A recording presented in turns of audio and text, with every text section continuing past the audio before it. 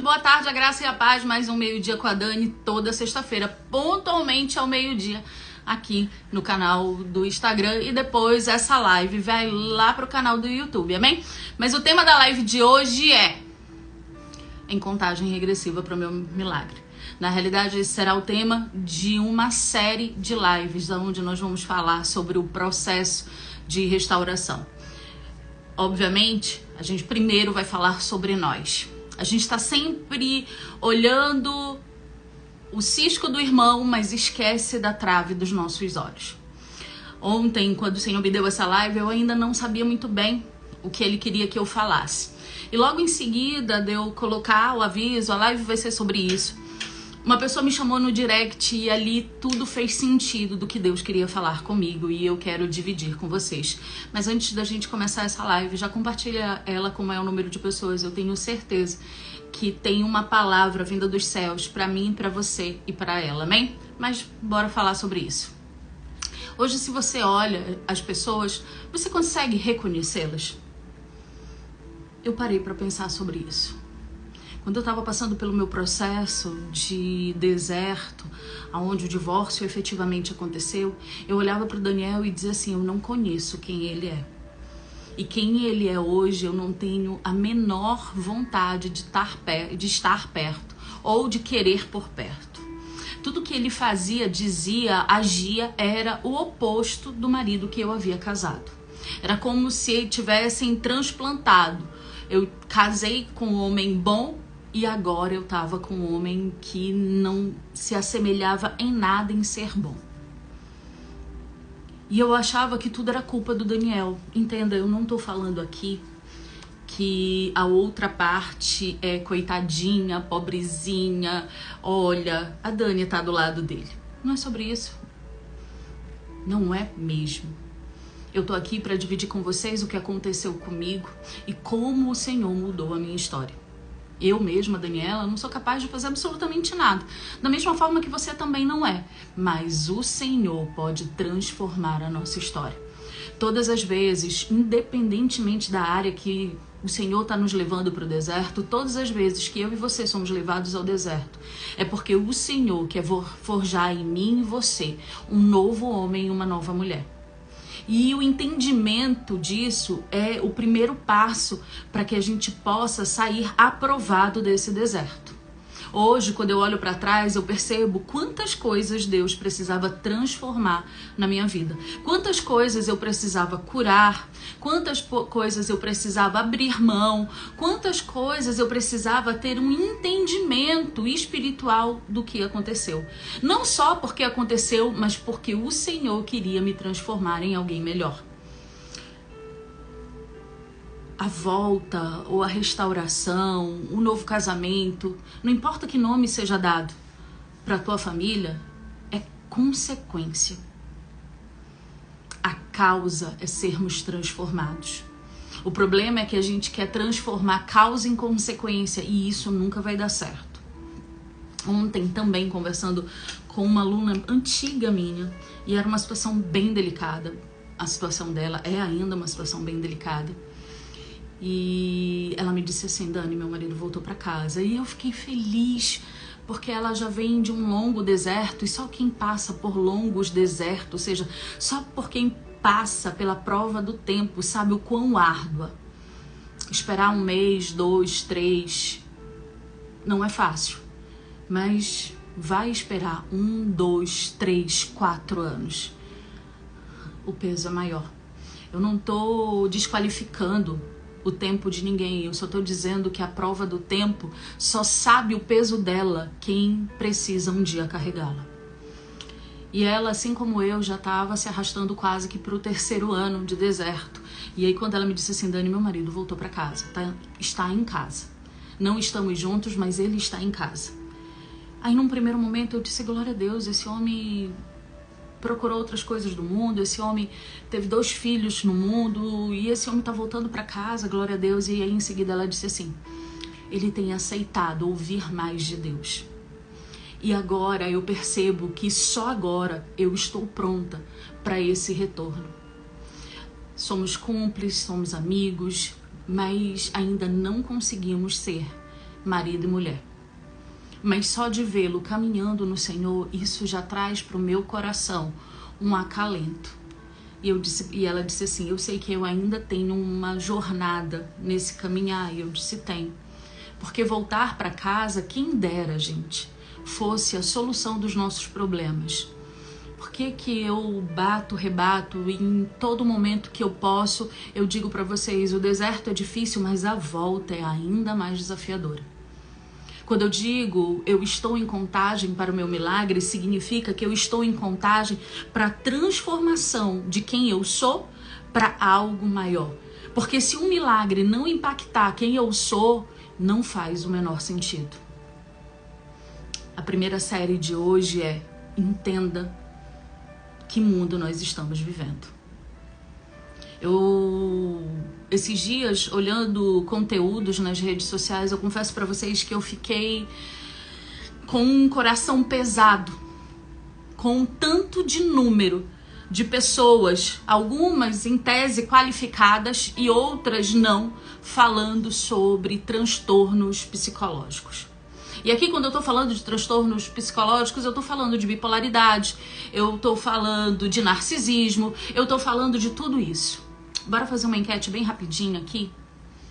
Quem aí já assistiu um conteúdo como esse e quando olhou os sintomas e as características, imaginou, meu marido é desse jeito, meu marido é bipolar, meu marido é narcisista, minha esposa é bipolar, minha esposa é narcisista. Bem rapidinho aí, quem já assistiu um vídeo, ou uma live, ou um Reels, ou um carrossel, ou seja, uma publicação, aonde na descrição do que é a bipolaridade ou o narcisismo, você olha e diz assim: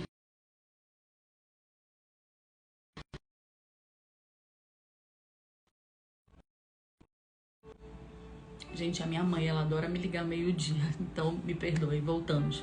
Quem aí já assistiu um conteúdo ou leu um conteúdo aonde as características da bipolaridade e do narcisismo, você diz assim, meu Deus, tem, meu Deus, meu Deus, meu Deus. E aí você olha e diz assim, tem todas as características. Gente, ontem eu dedilhando as redes sociais, e aí o Instagram ou a outra plataforma, quando você vê algum conteúdo, ele vai replicando vários dentro daquela temática. E aí eu comecei a olhar e aí fez sentido com o que eu conversei com uma moça ontem à tarde. Ela colocou assim pra mim: eu não aguento mais. Meu marido me tortura psicologicamente, meu marido isso, e aí começou, porque o marido. E eu disse, mas e você? Não, eu sou serva, amada, remida, curada, tratada, nivelada, ada do Senhor. E na hora o Espírito Santo disse assim pra mim, não é não. Fala pra ela sobre o texto da trave e do cisco. E aí eu disse pra ela, minha irmã, eu não a conheço, eu realmente não a conhecia, mas o Senhor mandou eu falar pra você esse texto. E aí ela ficou meio enfurecida. Você tá dizendo que eu sou a culpada? E aí o Espírito Santo, não. Eu só estou demonstrando para ela o que nós estamos vivendo. E Satanás vai tentar dizer para nós que uma doença grave, porque uma doença psíquica ela é grave, não é o agir do inimigo das nossas almas. Eu não estou falando que bipolaridade, narcisismo tem a ver com demônios. Eu estou dizendo que uma coisa é fisiológica e a outra é espiritual. E eu sou alguém que pode falar sobre esse tema. Talvez vocês que nunca tenham feito um curso ou uma mentoria comigo não saibam. Eu também sou filha de uma mãe bipolar que possuía traços narcísicos, então eu sei o que é conviver com isso. A minha mãe só foi diagnosticada quando eu já tinha 6 anos de idade. Então, dos meus 0 até os meus 6 anos, eu convivi com uma mãe não diagnosticada, onde eu não compreendia dela ficar 1 mês sem falar comigo, quando eu não compreendia dela não ter afeto comigo, quando eu não compreendia o fato dela jogar meu irmão e eu um contra o outro. Eu não compreendia muitas coisas. Hoje eu tenho total compreensão, e hoje a minha mãe sendo medicada, tratada, ou seja, desde 1986, quando ela foi diagnosticada e começou a passar por tratamentos, e a nossa vida foi ficando mais fácil. Então eu não estou falando de um lugar que eu não conheça, mas o que o Espírito Santo falou comigo e o que eu quero dividir com vocês é o que a palavra de Deus diz. Quem puder abrir, primeiro texto que nós vamos ler a respeito do que nós estamos vivendo agora, amém? Ele vai estar no livro de Mateus, no capítulo 24, no versículo 12 e 13, onde a palavra de Deus vai dizer assim: e por se multiplicar a iniquidade, o amor de muitos irá se esfriar, mas aquele que perseverar até o fim, esse será salvo. Como a maioria de vocês, eu também achei lá atrás que o Daniel fosse um homem narcisista, quando era apenas o inimigo das nossas almas agindo. Entenda, em nome de Jesus, há a doença psíquica, e como eu acabei de dividir com vocês, eu sou filha de uma mãe bipolar diagnosticada, que toma remédios, que na minha primeira infância tinha traços narcísicos. Então eu sei o que é a doença psíquica, eu convivi com ela, eu convivo até hoje, ok? Mas hoje eu sei a diferença daquilo que é espiritual para aquilo que é fisiológico, psíquico. O grande problema é que a gente está deixando de lutar por almas, acreditando em diagnósticos que o homem não deu. A maioria das mulheres e dos homens que chegam para mim dizendo assim, meu marido ou minha esposa são narcisistas ou bipolares, a primeira pergunta que eu faço é: foi diagnosticado? Existe um profissional de saúde, seja um psiquiatra ou um psicólogo habilitado, que tenha capacidade para fazer esse diagnóstico? Ou seja, cuja especialidade é essa? Alguém que estudou nessa finalidade e sabe exatamente o que está fazendo? A maioria das pessoas me dizem não. E aí quando eu pergunto, mas ok, não foi diagnosticado por um profissional de saúde, quem diagnosticou? Não, sabe, é que eu vi uma live no Tique nananã, ou eu vi uma live no nananã, ou eu vi um vídeo no Reels, no Instagram, ou eu li uma matéria na internet, e todos os sintomas o meu marido e a minha esposa têm. Esse é o primeiro passo para Satanás olhar e dizer assim, opa, uma legalidade. Satanás só age na minha vida e na tua com 2 coisas. Uma, permissão de Deus. Deus permitiu que Jó fosse tocado pelo inferno.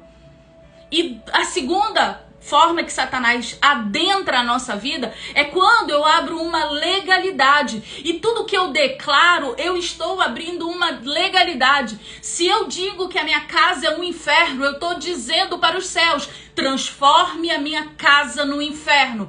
Se eu digo que a minha casa é uma bênção, eu ligo nos céus, transforme a minha casa numa bênção. Então, quando eu digo que o meu marido não tem jeito, quando eu digo que ele é bipolar, quando eu digo que ele, e aqui eu tô falando marido porque eu sou mulher, mas isso cabe aos homens e às esposas, ou aos filhos, ou aos pais, ou qualquer pessoa que você vai lá e fala uma coisa dessa. Deixa eu trazer para vocês a compreensão e o entendimento do poder que a nossa fala tem. Eu preciso discernir o que é físico daquilo que é espiritual, mas hoje estamos tão perdidos e tão ausentes da presença de Deus que eu não consigo discernir. Lá atrás, no meu deserto, se eu fosse olhar essas lives das redes sociais, eu dizia, pronto. Além de dependente químico, é maluco, bipolar e narciso. Se você não tem um diagnóstico médico, não declare isso. Se você não tem um diagnóstico de um profissional, um psicólogo, não declare isso. Para de estar assistindo live de gente maluca que está dando diagnóstico pelas redes sociais. Porque você pode simplesmente estar lançando uma maldição do inferno na tua casa. Quer a realidade disso tudo? Estamos vivendo a geração mais narcísica que já se viu. Para quem não sabe o que é narcisismo, ele advém da cultura greco-romana, aonde havia um deus, um semideus, cuja característica dele era se amar acima de tudo.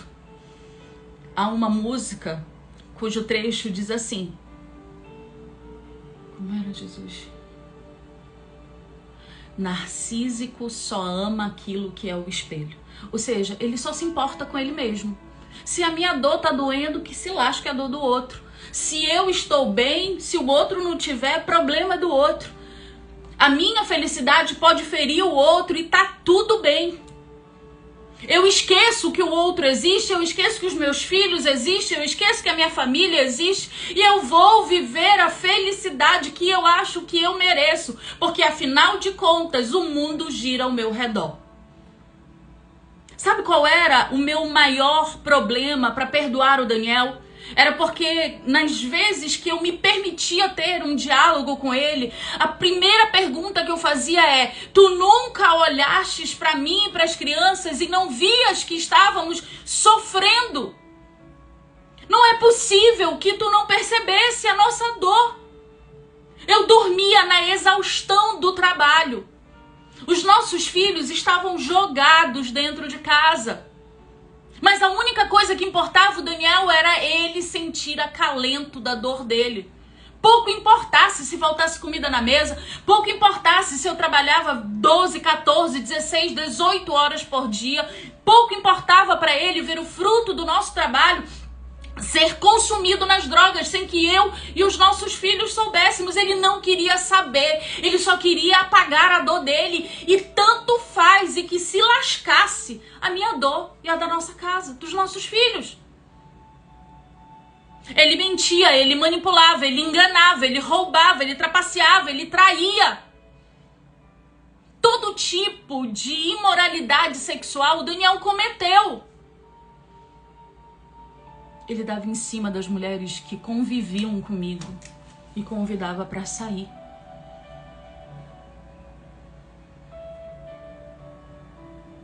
Isso era só a ponta do iceberg. Eu não estou romantizando uma doença psicológica ou psíquica. Não estou mesmo, gente.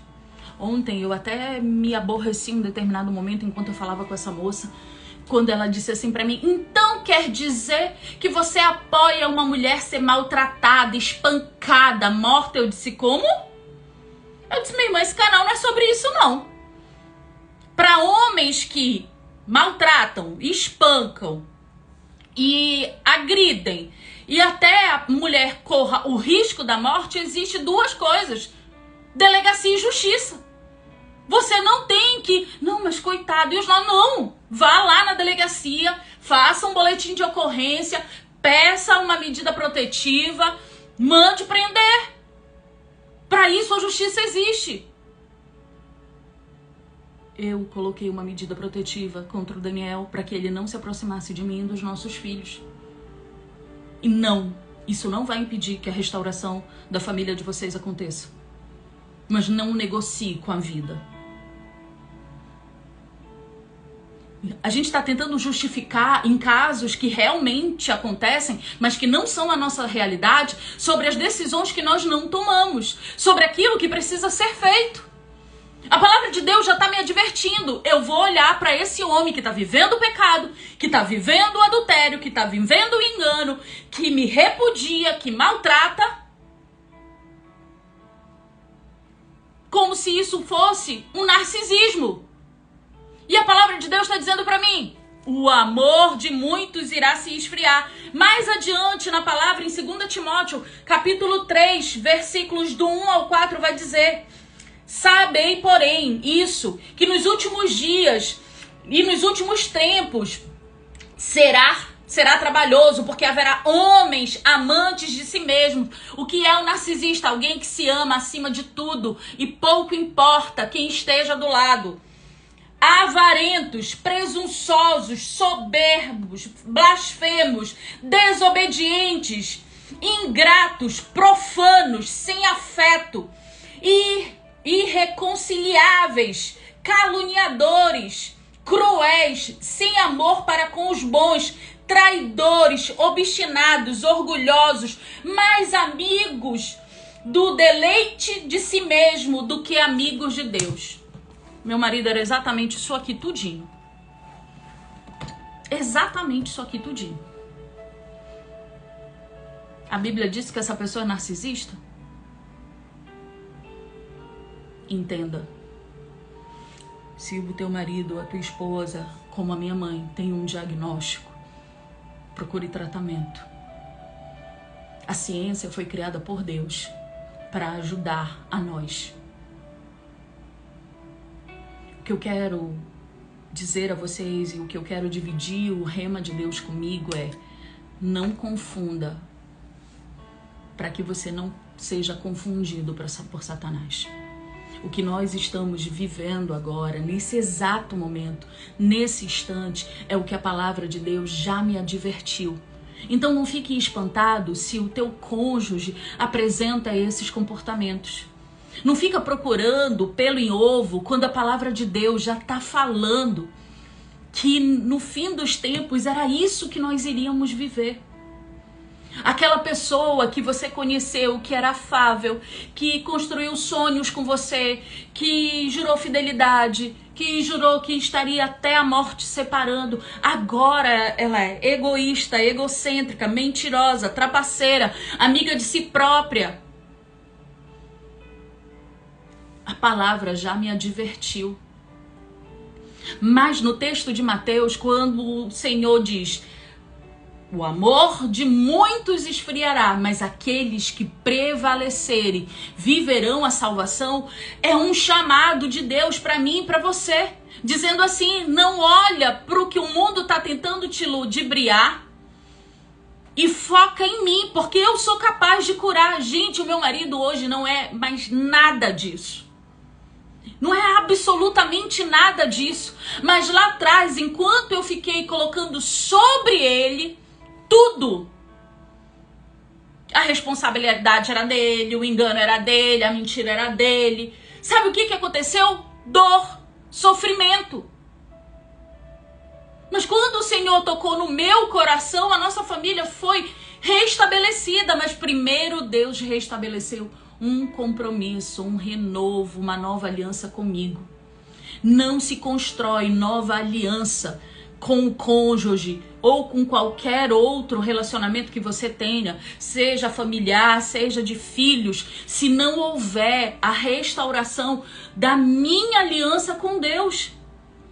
Tá todo mundo querendo assim: como eu trago meu marido de volta para casa? Como eu faço a minha esposa me aceitar de volta em casa?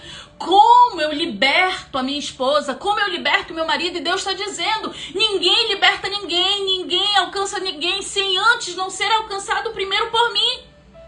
Eu tenho certeza que vocês já viram vários canais e quase todos dizem a mesma coisa e você continua não enxergando.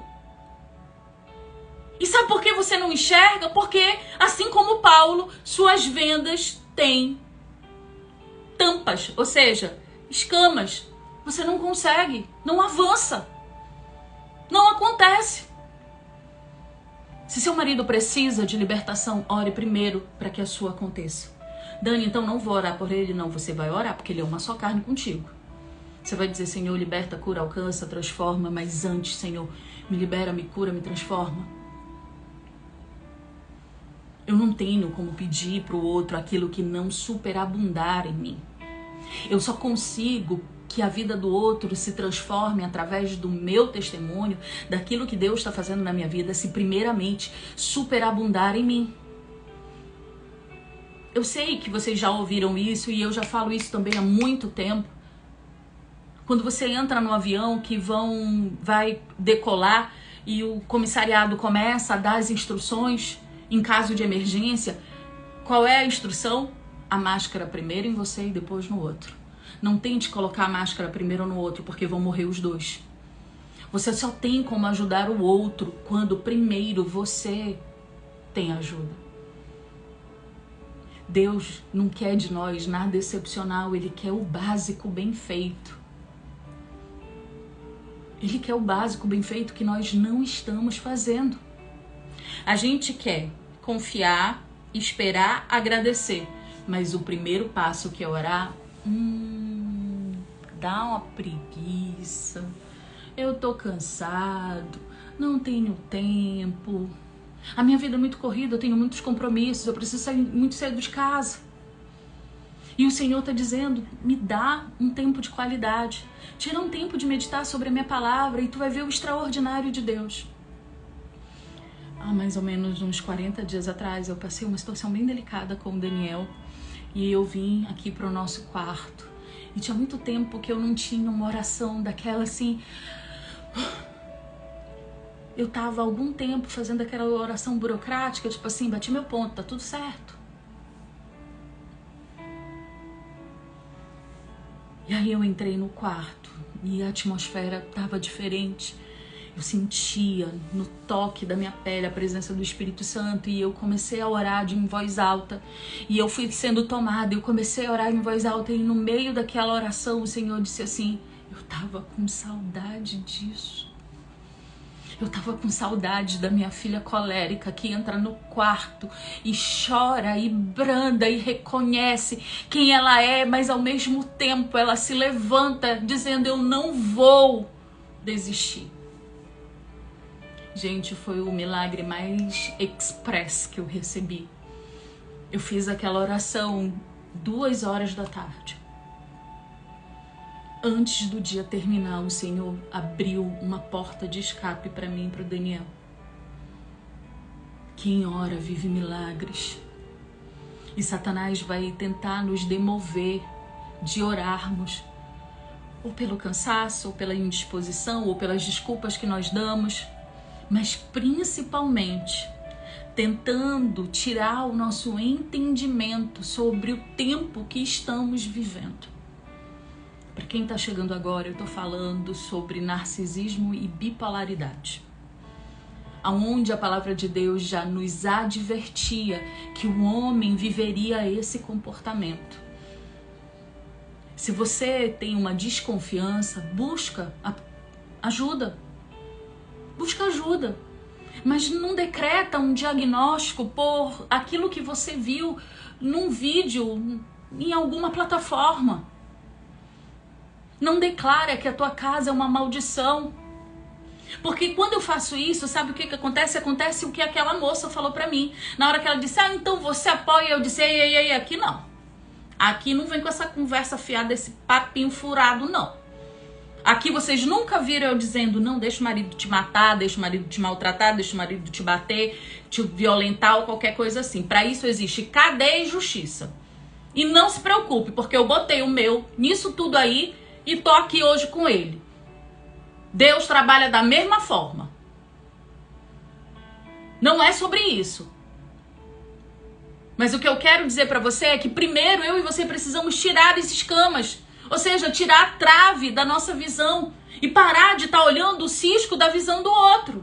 Essa moça, ela estava tão atribulada que ela disse assim pra mim, eu tô rindo agora, na hora eu fiquei com raiva. Ela disse assim, o cisco não é na visão do meu marido. O cisco é na minha visão, é o meu marido que tem uma trave. É ele que precisa ser resgatado por Jesus. Eu disse, minha irmã, pelo menos uma parte você entendeu que ele precisa ser resgatado por Jesus. Você não entendeu, foi a outra parte. Mas tudo bem, você está dizendo que o cisco é na sua visão? Que unção maravilhosa. Porque Jesus, quem proferiu essa parábola, tá errado e você tá certa, que unção maravilhosa. A gente tá tão cheio das nossas emoções e Deus quer nos encher da presença do Espírito Santo dele. E as nossas emoções não coabitam com o Espírito Santo. Porque as minhas emoções, ou elas vão me levar para a vingança, para o orgulho e para o ego, ou elas vão me levar para o lugar do vitimismo. Em nenhum desses lugares a presença de Deus habita. Seja protagonista da sua história, aonde o autor e consumador é o Senhor Jesus. Faça da palavra de Deus o teu guia, lâmpada para os teus pés, luz para o teu caminho. A gente está esquecendo de fazer o básico necessário, esperando um resultado extraordinário, quando não vai haver. A gente também cansa, povo amado de Deus, eu também canso. Eu acabei de dividir para vocês o que aconteceu comigo aqui nesse quarto há 40 dias atrás. Eu tava negligenciando as minhas orações, fazendo aquilo meio, sabe, burocrático, morno. Mas no dia que Jesus disse, tá querendo esfriar, pera lá que eu vou te dar um problema. A minha palavra diz que vocês são afligidos e tratados como o ouro é refinado no fogo. Pera lá que eu vou já te refinar. E quando eu entrei nesse quarto, a atmosfera estava diferente. E eu me lancei, eu orei de novo e eu busquei. Naquela mesma tarde, o Senhor abriu um escape para mim. Deus está esperando. Não adianta você esperar, você acreditar, você agradecer se antes você não orar. Uma cadeira consegue suportar o nosso corpo se ela estiver com 3 pernas? A resposta é não. Você pode escorar ela numa parede, sentar assim meio segurando na sua perna para não cair, mas não é um lugar seguro. Da mesma forma, se eu não tiver esses pilares, orar, acreditar e esperar e agradecer, isso camba, tomba, cai. Deus está nos chamando nessa tarde para termos a compreensão e o entendimento. Eu e você somos firmados por corpo, por alma e por espírito. Não tente ver a vida apenas por uma dessas vertentes. Não lance com as tuas palavras uma maldição para dentro da tua casa. Peça ajuda, seja ela profissional física ou profissional espiritual, mas peça ajuda. Busque trazer a compreensão. No final, essa moça ainda disse assim para mim, eu disse, minha irmã, Jesus te ama, mas daqui em diante eu não tenho mais o que falar para você e nem o Espírito Santo mais me permite. O que eu posso dizer para você é o que o Espírito Santo falou para mim. E eu recitei para ela um texto de João sobre o novo nascimento. Eu e você precisamos nascer de novo em Cristo todos os dias. Não caia no engano da religiosidade aonde você aceitou Jesus uma vez, você é um bom esquentador de banco de domingo, acreditando que isso por si só te faz alguém extraordinário. Seja alguém que não aquece o banco da igreja, mas aquece o coração. Seja alguém que possa se debulhar diante do Senhor e dizer assim, Senhor, eu sou tão falha, mas eu quero acertar, eu quero conhecer mais de Ti. Se permita não só falar, mas ouvir o Senhor falar com você. Se permita ter um relacionamento profundo e saia desse lugar raso. No lugar raso a gente não vive milagres. No lugar raso a gente vê pessoas vivendo milagres. Deus tem um propósito muito maior para mim e para você. Hoje, Quando as pessoas te enxergam, elas veem o Senhor na tua vida. Elas conseguem enxergar frutos de justiça na tua história.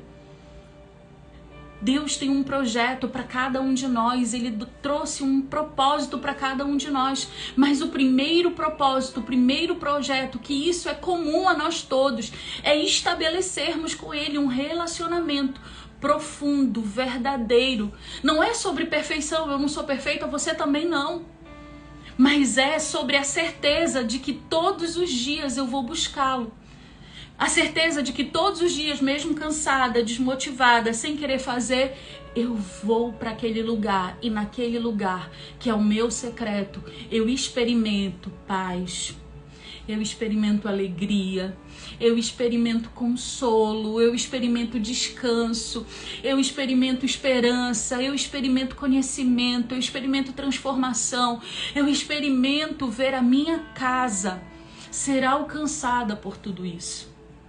Então hoje, nessa tarde, Jesus está me lembrando e lembrando a você os últimos tempos e como as pessoas serão.